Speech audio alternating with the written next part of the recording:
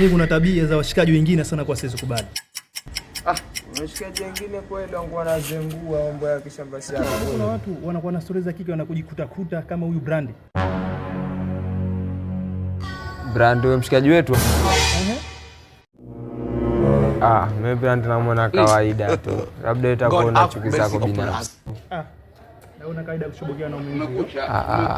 Wewe una uhasama wako wewe, lakini mshikaji naona yule sana muona kawaida, yuko fair kichizi ule mshikaji.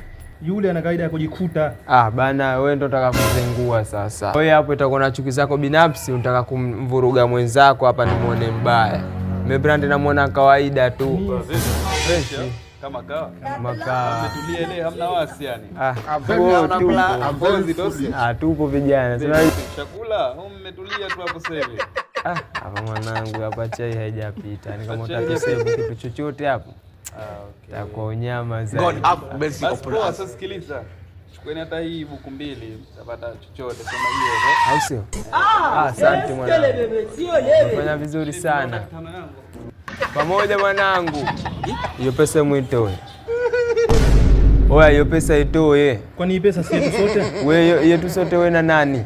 Au sote ndo nani? Kwani wewe si ndio unakuwa unampa kazi hapa mshikaji? Wewe tangu sasa hapo tunetia maneno nini? Na alafu kwanza cha kwanza wewe mkubwa kushinda mimi. Yaani wewe umeonajua mwanzo. Wewe unashinda kunitoa hata mdogo wako ukasema unitoe pesa yoyote. Mshikaji kaje hapo ule msema katoa buku mbili hapa bure bure hapa. Alafu sema nataka uite nini? Nikuletee shilingi 1000 yako.